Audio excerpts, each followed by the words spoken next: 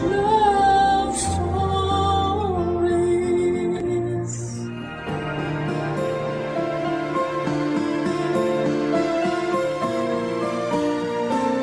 Lahat ng tao ay may kanya-kanyang halaga na hindi kailangang ikumpara sa iba. Kapag nangibabaw sa iyo ang inggit ay maaaring mabulagan ka at hindi mo ito makita. Ikaw kabarangay, sa anong paraan mo nakikita ang iyong halaga? Dear Papa Dudut, isang pagbati po para sa inyo at sa lahat ng inyong mga tagapakinig. Masasabi ko po na isa ko sa mga avid listeners ninyo at laging nag-aabang ng mga bagong kwento mapa Facebook, YouTube at Spotify man. Pero kadalasan po ay sa YouTube lang talaga ako nakakapakinig dahil may pasok po kami sa school. Tawagin niyo na lamang po ako sa pangalang Clea, 19 years old at taga rito lang din sa Metro Manila. Kakagraduate ko lamang po ngayon sa senior high school at excited nga po ako na mag-college. Ang kwento ko po ay nangyari bago ako graduate, Papa Dudut. Hindi naman kami mahirap, pero hindi rin naman kami mayaman. Papa Dudut, gusto ng mga magulang namin na sa private school kami ng kuya ko mag-aral. At sinikap nga po nila na makapagtapos kami sa isang Catholic school. Sa aming magkapatid, ako yung female version ni Papa. Si Kuya naman siya yung male version ni Mama. Masasabi ko po na si Kuya yung mga charming at mas matalino. Kaya parang naging madali lang sa kanya ang lahat. Kapag pinagkumpara kaming dalawa ay wala talaga akong laban sa kanya. Nung nakagraduate na ako ng junior high school ay medyo nakahinga ako dahil akala ko ay titigil na ang mga tao sa pagko-compare sa amin ng kuya ko. Pero nagkamali ako noon. May pumalit na kasi kay kuya. Pagkatapos ng bakasyon namin ay marami na agad nagbago. Lalo na sa mga kaklase ko. At isa na nga po doon yung best friend kong si Rizzy. Hindi po yun totoo niyang pangalan. Medyo katunog lang po pero nag-decide po ako na hindi na lamang po yun banggitin dito, Papa Dudut. Magkakilala na po kami mula pagkabata. Marami nga pong nagsasabi na para daw kaming kape at asukal. Siya yung asukal at ako naman yung kape na kapag pinaghalo, may isang mangingibabaw. At sa aming dalawa, ako yung may strong personality kaya lagi kong nasasapawan si Rizzy. Maputi po si Rizzy samantalang natural naman yung pagkamorena ko. Bumagay naman sa akin ang skin color ko kaya tuwing magkasama kami, ako ang mas napapansin. Pero matapos ang bakasyon namin, hindi ko akalain na malaki ang naging pagbabago kay Rizzy. Tumangkad siya ng konti at wala na ring braces. Tingin ko nga noon ay nagwo-workout din siya dahil medyo nagkaroon ng korte yung katawan niya. Kaya naman kapag magkatabi kami ay nagmumukha akong poste. Naikwento rin niya noon ang tungkol sa pag-enroll niya sa summer class ng isang theater company at sa personality development classes. Pareho naming pinangarap yon. Pero sa aming dalawa, siya lang yung nakatupad noon, Papa Dudut.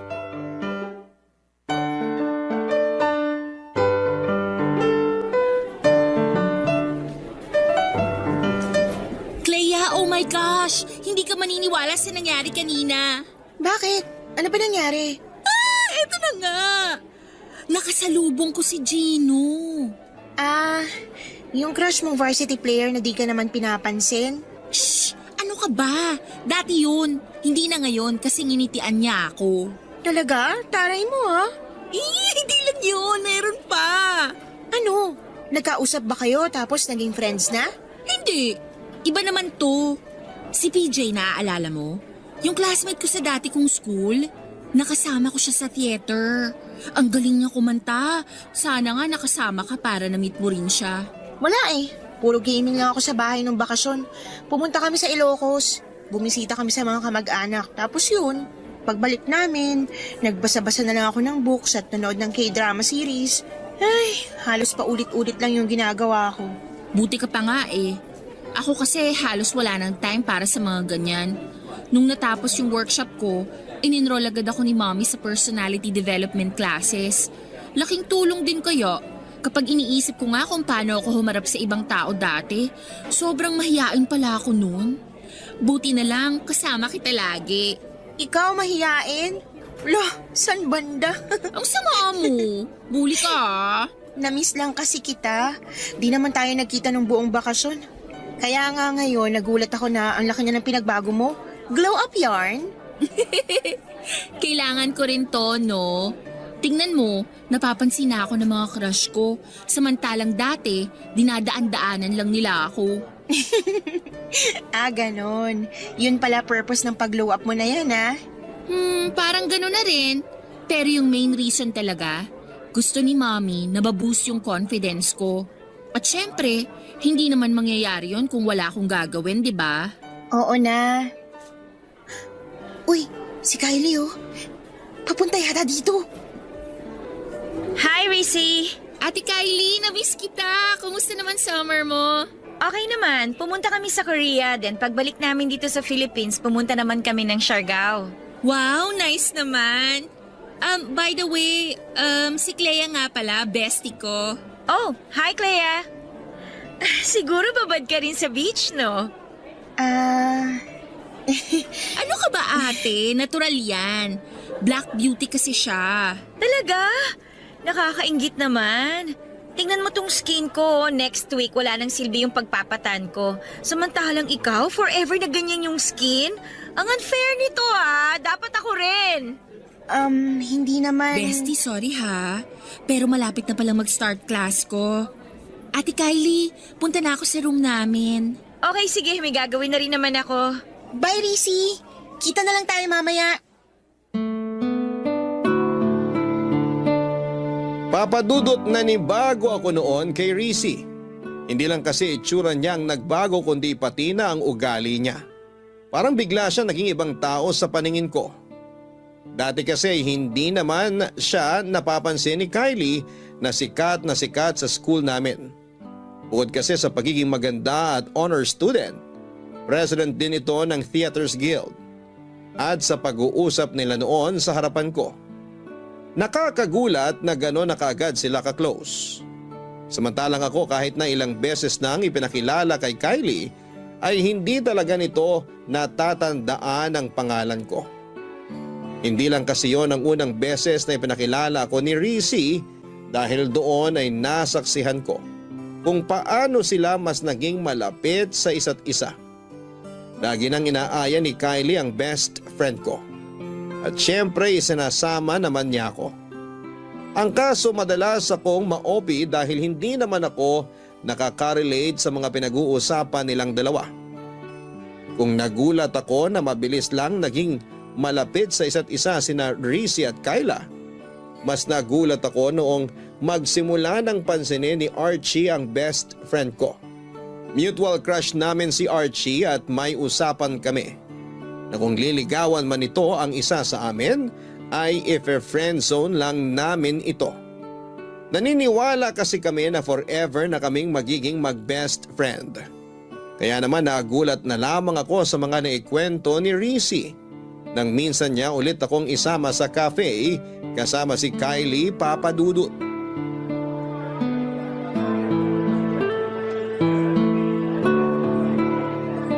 Girl, sorry talaga, hindi ako nakarating nung Sunday. So, ano nangyari nung nag-meet kayo ni Archie?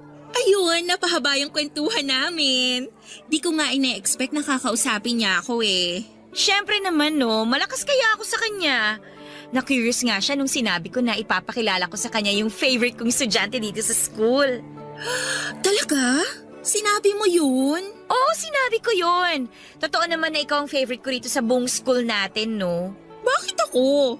I mean, anong nakita mo sa akin para maging favorite mo ko? Simple lang. Maganda ka, tsaka confident. Marami tayong pagkakapareho. Parang nakikita ko nga yung sarili ko sa'yo nung ganyang age pa lang ako eh. And I'm sure marami pa tayong pagkakasunduan. Sure ako dyan. Si Clea kaya, Ate Kylie? Anong masasabi mo sa kanya? Well, hindi ako magpapaka-plastic sa'yo, Clea. I know hindi pa kita ganun kakilala, pero sa inyong dalawa, mas mapapansin talaga si Rizzy. Excuse me lang pero hindi naman ako uhaw sa atensyon. Oh, wag kang magsungit. Wala pa akong sinabing mali Sinabi ko lang yung totoo. Alam mo, dapat tanggap mo rin na hindi mo lahat mapiplease. Lalo na sa itsura at... Never mind. Alam ko, kasi kung di ko tanggap yon, nagpapakadesperada na ako para mapalapit sa'yo. Kaso di ako ganun Di naman ako pasikat at pabida. Girls, chill. Baka mamaya magkasabunutan na kayo niyan. Uy, bestie, wag mo na kasi masyadong siniseryoso mga sinasabi ni Ate Kylie. Sabihin nyo na lang kasi kung ayaw nyo nandito ko. Di naman yung gano'ng kahirap, di ba? Bestie, please? Isa ka pa Sana di na ako sumama dito. Okay. Change topic na lang tayo para walang umalis. Anyway, ano na nga ulit yung nangyari sa pag-uusap niyo ni Archie? Ilang beses ko na siyang inaya na makipag-meet sa'yo pero wala pa siyang time nun Ayun. Kinilala namin yung isa't isa. Tapos nalaman ko nga na wala na pala sila ng girlfriend niya. Talaga? Totoo. Kasi kung sila pa daw nung girlfriend niya, malamang hindi siya makikipag-meet sa akin. Aminin mo, gusto mo siya, no? Ha? Hindi naman sa gusto agad. Parang ano lang. Girl, kahit hindi mo aminin, halata naman sa'yo, no? Paano kung ligawan ka niya? Papaligaw ka ba? Siguro. Yan! Ganyan dapat yung sagot! Kasi alam mo, bagay kayo. Talaga? May nakakalimutan ka yata, bestie? Ha? Anong nakalimutan? Mukhang nakalimutan mo na nga. Ano ba kasi yun? Share niyo naman. Ha? Wag na, hindi naman importante yon. Di naman pala importante, sinisingit mo pa. Wag na natin pag-usapan yun. Fine! So, sinabi ba ni Archie na may nililigawan na siya ngayon? Wala pa, pero meron na daw siyang gustong ligawan. Oh my gosh! Sino kaya yun? Sabi niya, nasa tabi-tabi lang daw. What if ikaw yun? Ay! Girl, grabe ang saya-saya ko para sa'yo!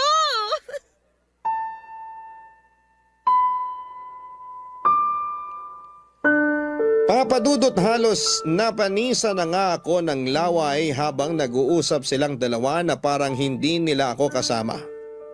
Hindi ko man aminin, alam ko na sinasadya rin nila yon. Lalo na si Kylie. Pero nasaktan ako sa parte na parang naging katulad na rin ni Kylie ang best friend kong si Rizzy. Alam ko rin na hindi naman talaga niya nakalimutan yung usapan namin tungkol kay Archie. Pero sinadya niyang magmaang-maanga noon para hindi maudlot yung pagpapabida niya. Laging ganon ang eksena sa buong school year namin noong grade 11.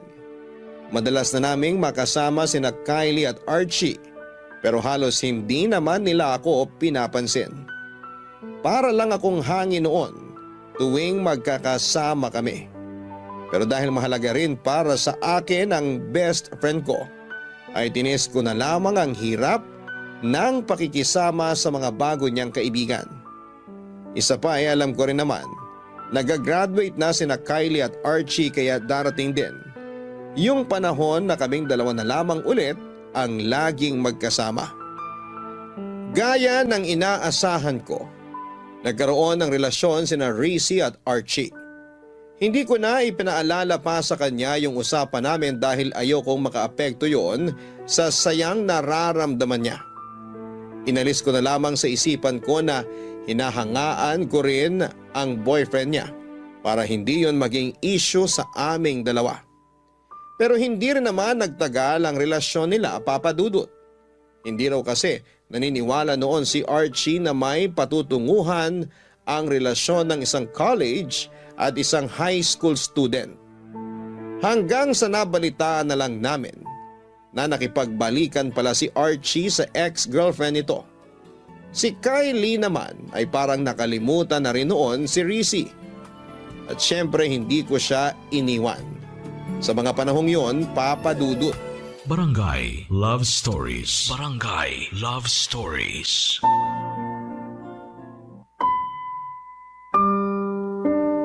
Papadudot, akala ko po noon na ituloy-tuloy na yung pagiging maayos ng friendship namin ni Rizzy.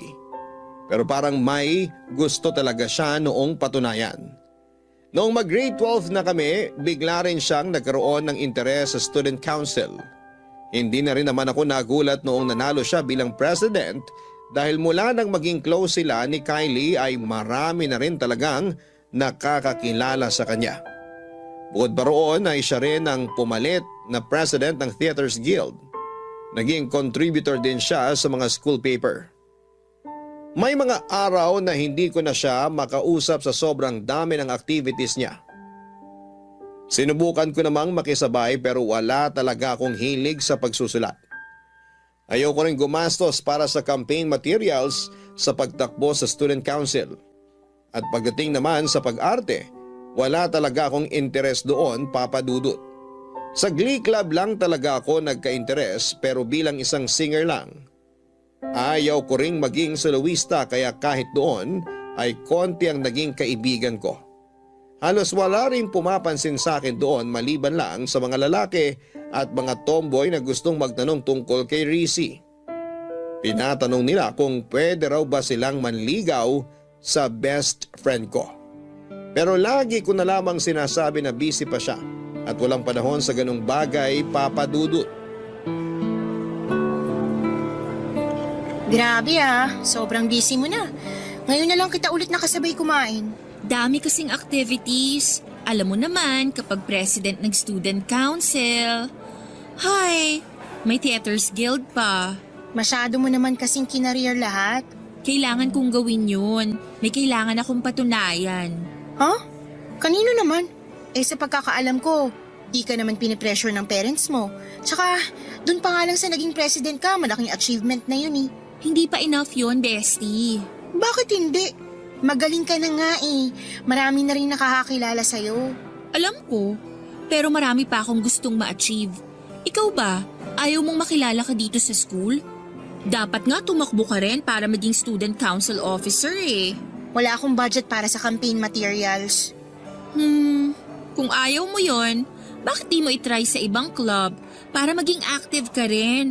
Boring naman kung sa Glee Club ka lang. Bestie, masaya na ako doon. Okay na ako sa ganito. Hindi ko naman kasi kaya yung ginagawa mo. Kala mo lang hindi mo kaya. Tignan mo ako. Ganyan din mindset ko dati, di ba? Magkaiba tayo. Tsaka, ibang-iba ka na ngayon. Parang wala ka nang di kayang gawin. Hindi ka ba napapagod? Napapagod. Siyempre, tao pa rin naman ako, no? Pero dito ako masaya. Alam mo, may naisip na ako para sa ating dalawa eh. Ano yun? What if i-push natin na makapasok sa top 3? Seryoso ka ba, bestie? Di ba, masaya naman tayo kahit top 10 lang? Okay ka na dun? Alam kong magandang goal naman yung sinasabi mo, pero hindi kasi madali para sa akin, bestie. Magkaiba tayo. Paano magkaiba? Matalino ka rin naman ah. Hindi yun ang ibig kong sabihin. Ano kasi, hindi lang naman pag-aaral yung inaatupag ko kahit nakauwi na sa bahay. Marami ding gawain doon. Di katulad sa inyo na merong kasambahay. Pwede mo pa rin naman i-manage yung oras mo para mas makapag-focus ka sa pag-aaral. Hindi yun ganun kadali, bestie. Tsaka kung ipupush ko yung top 3 na yon, hindi maiiwasan doon yung mapagastos. Hindi naman kami mayaman eh. Sinikap lang talaga ng mga magulang namin na makapag-aral sa private school. Kaya magkasama tayo dito. Nagigets naman kita sa part na yan. Pero sayang kasi eh. Marami ka pa sanang pwedeng gawin. Okay na ako sa ganito. Masaya na ako kung makakapasok pa ako sa top 10. Pero yung top 3, parang imposible pa. Ay, bahala ka nga. Basta ako, sisikapin kong magkaroon ng major achievements bago man lang matapos tong school year. Support na lang kita. Ano pa nga ba? Baka naman iniisip mo na ayaw ko lang talaga makipagsabayan sa'yo. Hindi ko lang talaga kaya yung gasto sa mga ginagawa mo. Nakakaintindi rin naman ako, bestie. Pero kung gugustuhin mo rin naman talaga yon, magagawan mo ng paraan eh. Bestie naman. Fine! Di na kita pipilitin.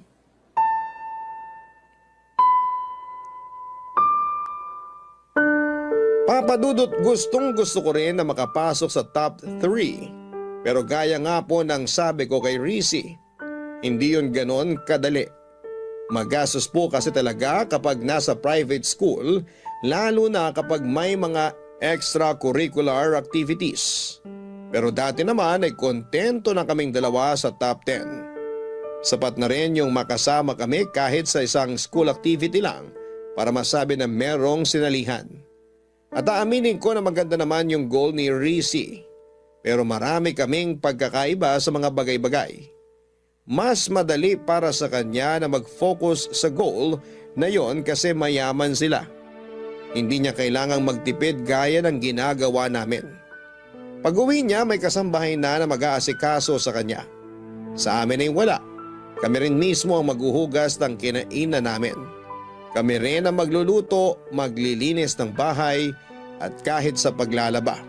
May schedule din kami. Ginagawa ko naman ang lahat ng time na yon para hindi na may kumpara pa sa kapatid ko, Papa Dudut. Sinusunod ko naman lahat ng gusto nila para sa akin. Dahil maganda pa rin naman yung performance ko sa school. Inaasahan ko noon na ma-appreciate na yon ng nanay ko. Hanggang sa magkaroon ng meeting ang mga magulang para i-announce ng advisor namin kung sino-sino ang pumasok sa amin sa top 5.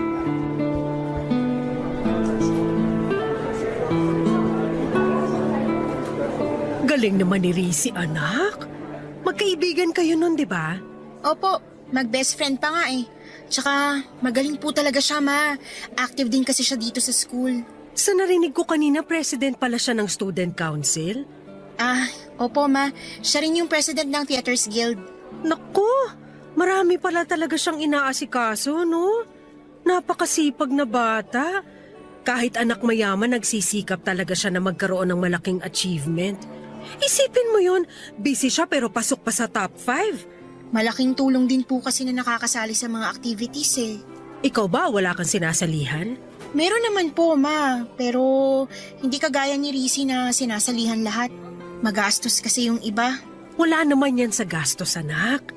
Pagsisikapin mo talaga, walang imposible. Tignan mo siya, oh. Ang ganda-ganda niya. Ang saya niyan tignan. Top 6 ka dati, tapos top 8 siya. Pero ngayon top 5 na siya. Nakakabilib naman talaga yung dedikasyon niya sa pag-aaral. Swerte ng mga magulang niya sa kanya. May tutor naman siya, kaya mas napataas niya pa yung grades niya. Ganun ba? Eh di magpa-tutor ka sa kuya mo. Malaman, nakikita niyo pa ba si kuya sa bahay? Paano pa ako magpapaturo sa kanya? Ay, sa bagay. Busy rin kasi yung kuya mo. Hindi madali yung ginagawa niya kasi siya na nagpapaaral sa sarili niya. Ayaw niya kasi maging pabigat sa amin ng papa mo. Para daw mapagtuunan pa namin yung pagbabayad ng tuition mo at saka syempre yung baon mo araw-araw. Alam ko naman po yon, ma. Kaya nga hindi na ako sumasali sa mga extracurricular activities eh. Kahit nga sa field trip, hindi na ako sumasama. Oh, nagtatampo ka ba anak? Pasensya ka na ha. Sapat lang kasi para sa tuition mo yung kaya namin ng papa mo. Alam mo naman na hindi rin kalakihan yung sweldo namin, di ba? Hindi naman po yun issue sa akin, ma. Mabuti naman kung ganon. Naktignan mo oh, daming kumakausap kay Rizzy. Mukhang sikat talaga siya rito sa school nyo ah. Ibang-iba na siya. At least siya nakalabas na sa comfort zone niya. Kausapin niyo na rin po kaya. Ayan na siya oh, papunta na rito. Hi, tita! Uy, bestie, congrats sa atin ha! Iha! Congratulations! Nasaan nga pala yung parents mo? Hindi po nakapunta eh. Hectic po kasi sked nila. Oh, sayang naman. Pero congrats pa rin sa'yo, ha? Ang galing-galing mo naman. Thanks, tita. Magaling din naman po si Clea. Sayang lang kasi hindi siya nakapasok sa top 5. Sabi ko nga po sa kanya, i-push namin na makapasok sa top 3 eh. Kaso ako lang yung may pag-asa ngayon na ma-achieve yun. Ipagpatuloy mo lang yan, Iha. Malayo mararating mo sa pinapakita mong dedication sa pag-aaral. Ganun nga po. Marami pa po kasi akong gustong ma-achieve at gustong gawin bago matapos yung school year. Mabuti yan, Iha. Napakaswerte ng parents mo sa'yo.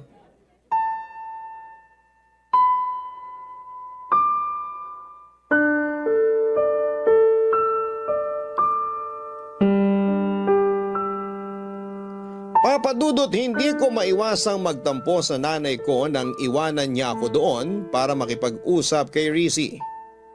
Ipinakilala niya ang nanay ko sa mga kapwa niya officers at iba pang nakakakilala sa kanya para ipakita kung gaano siya kasipag bilang isang estudyante.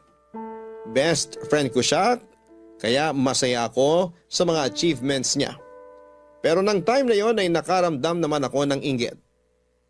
Tahimik akong humihiling na sanay ako naman yung pansinin ng nanay ko. Naging bukang bibig niya noon si Rizzy at halos marindi na ako sa mga naririnig kong papuri para sa best friend ko. Hindi man kasi direktang sabihin ni mama, pero alam ko na pinagkukumpara niya kaming dalawa. Akala ko ay doon na matatapos ang pagngingit-ngit ng kalooban ko. Pero nagulat ako nang imbitahan ni mama si Rizzy para mag-dinner sa amin. Tuwang-tuwa naman noon pati ang tatay at kuya ko nang makausap din nila ang best friend ko. Panay ang tanong nila tungkol sa buhay niya na para bang galing siya sa abroad at matagal nang hindi nakikita. Ilang ulit pang sinabi ng nanay ko na driver pa ni Rizzy ang naghatid sa amin pauwi sa bahay. Matapos ang araw na yon, nagbago na yung tingin ko kay Rizzy. Pero nag-guilty rin ako dahil ganon pa rin naman siya sa akin kahit na marami siyang kaibigan. Nag-aaya pa rin siya tuwing weekend sa paborito naming coffee shop at siya rin ang laging taya. Pero minsan ay may mga kasama kami mula sa student council o kaya naman ay sa theaters guild. Pinipilit kong maging masaya. Para sa kanya pero totoo lang. Inggit na inggit ako sa buhay na meron siya. Mas lalo pang nadagdagan ang pagkabwisit ko sa narinig kong usapan ng mga kaklase namin noon, Papa Dudut. Barangay Love Stories. Barangay Love Stories. Papa Dudut, nasa comfort ako noon nang marinig ko ang usapan ng mga kaklase ko. Nung una ay si Rizzy ang pinag-uusapan nila. Tungkol yon sa schoolmate namin na gustong manligaw sa kanya na sina Justin at Lance. Mag-best friend ang dalawang yon. Balak daw kasi sanang ligawan ni Lance si Rizzy, pero bago yon may nagugustuhan na raw ito dati at nabanggit nga nila ang pangalan ko. Hindi ko napigilang mainis nang sabihin nila ang si Rizzy yung dapat ligawan at hindi ako. Wala naman sanang problema doon pero sa pagkakasabi nila, para na rin nilang nilait ang itsura ko. Sa best friend ko raw dapat manligaw yung mas gwapo at hindi sa akin.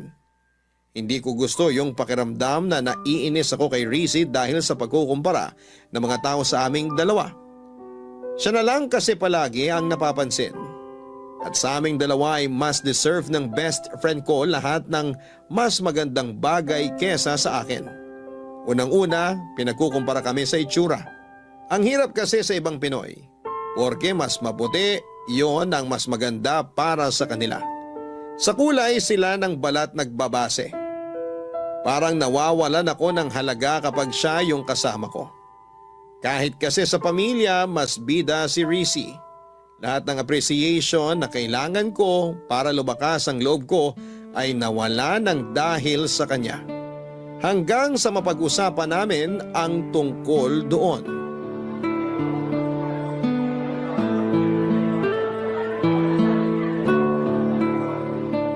Bakit parang tahimik ka masyado ngayon, bestie?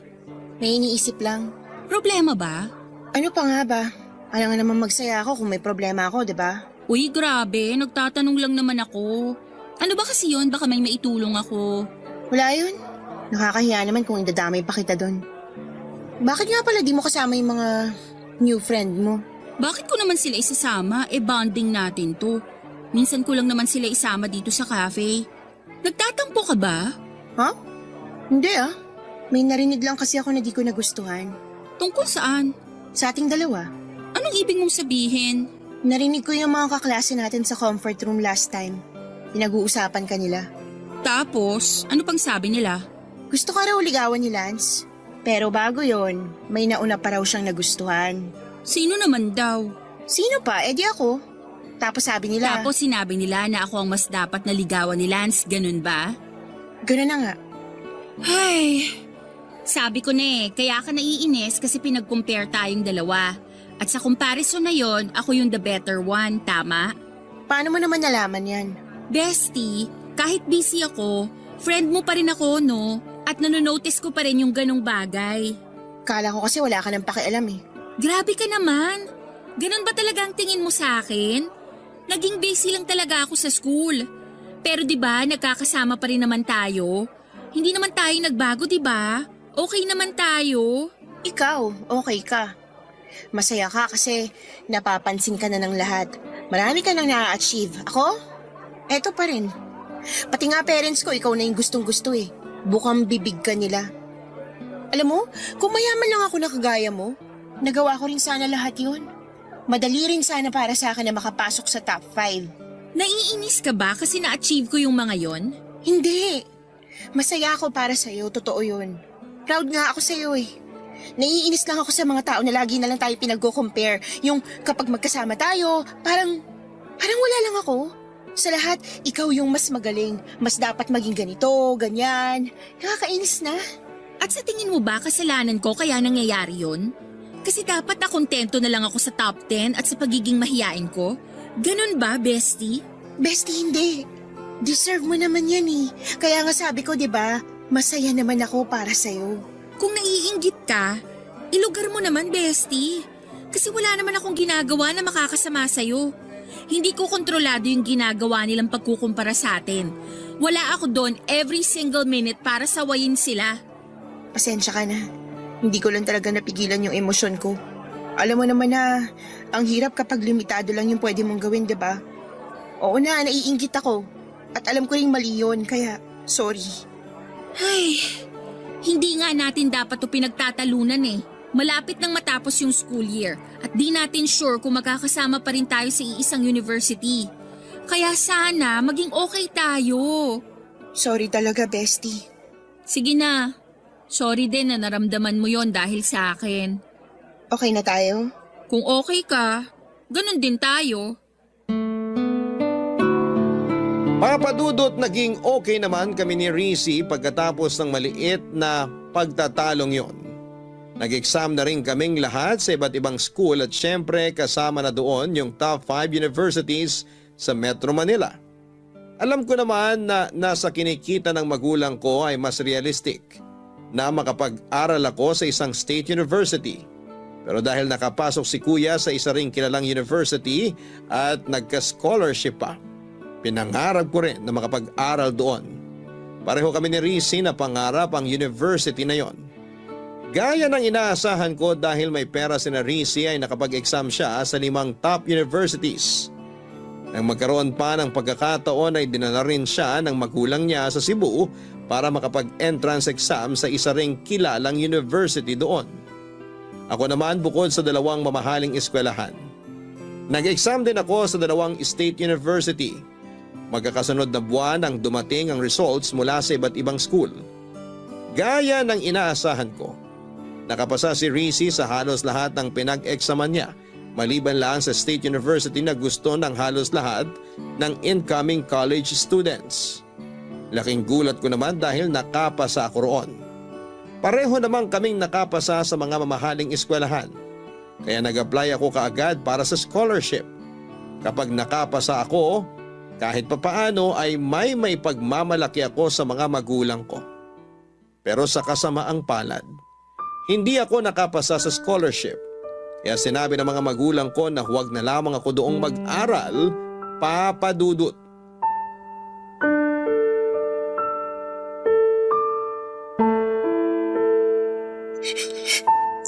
Bestie, please, tahan na. Maganda pa rin naman yung papasukan mong university. Pero hindi ako nakapasa dun sa gusto kong school. Magkakahiwalay na rin tayo nun. Eh ano naman, magandang school pa rin kaya yon kahit state university pa yon. Madali kasi sa'yong sabihin yan kasi nakapasa ka sa 5 choices mo. Sa 5, Rizzy. Tapos afford mo pa kahit alin dun. Samantalang ako, dun ako mapupunta sa second choice ko. Pati nga course eh. Second choice ko lang din yun. Ano ka ba, Clea? nakapasa ka sa pinakamagandang state university dito sa Pilipinas. Kaya hindi ko maintindihan kung ano pang kinaiinis mo. Kung nakapasa nga lang ako doon, mas pipiliin ko yun eh. Tapos ikaw, hindi ka pa masaya? Napaka-unreasonable mo naman. Ako? Unreasonable? Alam mo ba kung gaano ko kagusto na makapasok sa top 3 sinasabi mo? Pero hindi ko kaya yung mga gastos para makipagsabayan sa inyo. Pero sa'yo, madali lang yun. May pera ka eh. May tutor ka pa. Sa tingin mo, napasama lang ako sa top dahil may tutor ako? Clea, pinaghirapan ko yon. Nandun na tayo sa may advantage ako dahil doon. Pero kailangan ko pa rin pagsikapan lahat. Hindi mo ba nakikita kung gaano ako kapagod palagi? Ginusto mo yan eh. Dati naman sapat na sa atin na makapasok tayo sa top 10 pero naghangad ka pa ng sobra. Para ano? Para mapansin ka ng lahat? Well, congrats! Kasi sikat ka na. Pati nga yung usapan natin nun tungkol kay Archie nakalimutan mo na eh. O baka naman mas tamang sabihin na kinalimutan mo. Talaga ba? Yun pa rin ang issue mo? My gosh, Clea, ang tagal na nun. Tsaka hindi rin naman kami nagtagal ni Archie, di ba? Alam mo, kaya ka nagkakaganyan kasi hindi mamatay-matay yung inggit mo sa katawan. Hindi mo kasi ako naiintindihan eh. Sa bagay, paano mo nga naman maiintindihan paborito ka ng lahat? Puring-puri ka lagi ng mga teacher natin. All eyes sa'yo yung mga schoolmate natin. At pati mga magulang ko, ikaw yung gusto. Kasi nga naman, pasok sa top 5. President ng Student Council, President ng Theaters Guild. Sa madaling salita, bidang-bida ka sa lahat. Pabida ka eh. Wow naman sa pabida! Kasalanan ko ba na ginusto ko na mag-improve pa? Alam mo kasi kung gugustuhin mo talagang makapasok sa top 5, kaya mo eh. Kasi kapag gusto, laging may paraan. Pero ikaw, pinili mo na makontento na lang sa top 10. Talaga? Di congrats sa Student of the Year na enjoy yung nakukuhang atensyon. Sa narinig ko ngayon sa'yo, gets ko na. Gets ko na kaya mong ipagpalit yung friendship natin sa pagiging pabida mo. Kung gusto mo, doon ka na tumira sa amin eh. Para ikaw na lang ang anak ng mga magulang ko. Total, gustong-gusto ka naman nila, diba? Naririnig mo ba yung sarili mo? Mula elementary tayo, ikaw na yung nagdadala sa akin. Kasi nga di ba mahiyain ako noon? Tapos ikaw yung malakas ang loob sa ating dalawa? Kaya akala ko magiging proud ka sa akin. Akala ko magiging masaya ka sa lahat ng achievements ko. Para sa'yo na naman. Ikaw na naman. Kung alam mo lang kung gaano ka kaswerte, hindi ka mag-iisip ng ganyan. Ni minsan ba nakita mo yung parents ko dito sa school? Wala sila lagi, di ba? Si Yaya lang yung lagi kong kasama.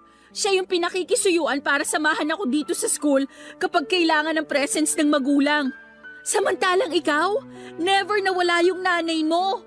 So ngayon pinapalabas mo na napakaswerte ko sa mga magulang ko? Wala nga silang ginagawa para tumaasweldo nila eh. Hanggang ngayon nagtitipid pa rin kami. Tapos ayun, bidang-bida na sa kanila si kuya, dumagdag ka pa. Then sorry. Sorry kung akala mo inagaw ko sila sa'yo. Masaya lang kasi ako noon na naramdaman ko sa kanila yung pagiging magulang sa akin kahit saglit lang. Alam mo ba kung bakit nasabi ko na swerte ka sa kanila? Kasi mapopromote na sana sila eh.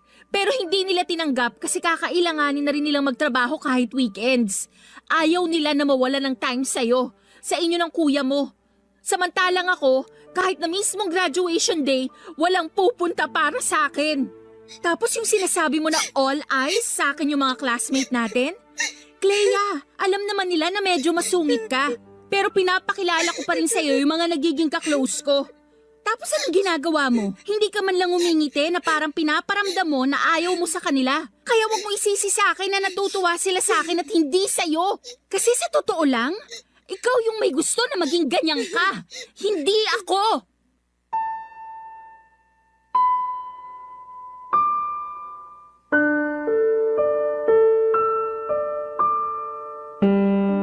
Nagulat ako sa narinig ko noon mula kay Rizzy Papadudut.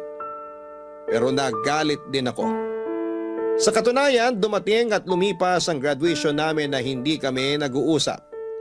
Hanggang ngayon, na first semester na namin, natuloy siya sa mamahaling university.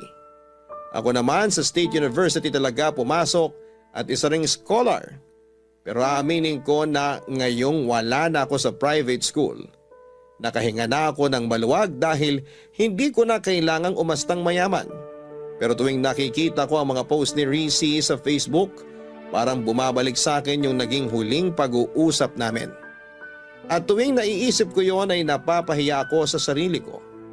Hindi ko alam kung anong dapat kong maramdaman sa pagkakaibigan namin ni Rizzy. Aminado ako na medyo masungit nga ako noon at palaban din. Pero naisip ko rin kung kailangan ko nga ba talagang magbago para sa ibang tao. Wala naman akong sinabi na gusto kong maging mahiyain si Rizzy habang buhay. Pero hindi ko maintindihan kung bakit kailangan pa niyang kaibiganin yung halos lahat ng estudyante sa school namin. Siguro'y nasanay lang din ako na kaming dalawa lang yung magkaibigan. Baka nga naging selfish talaga ako, Papa Dudut. Sa ngayon ay hindi ko pa rin alam kung anong gagawin ko dahil hindi pa rin kami nagkakaayos ni Rizzy. Sana po ay makahingi rin ako ng payo sa mga nakikinig ngayon. Hanggang dito na lamang po muna, Papa Dudut. Maraming salamat po sa pagbabahagi ninyo ng kwento ko. Taos-pusong nagpapasalamat din po ako para sa Barangay LS sa patuloy na pagbibigay ng pagkakataon sa amin na makapagbahagi ng kwento dito at mapakinggan pa ng libu-libong mga listeners ninyo. God bless, Papa Dudut, at mabuhay ang Barangay LS. Ang inyong forever kapuso at kabarangay, Clea. Nagustuhan ng iyong napakinggan? Ituloy yan via live stream sa www.gmanetwork.com/radio. Barangay LS 97.1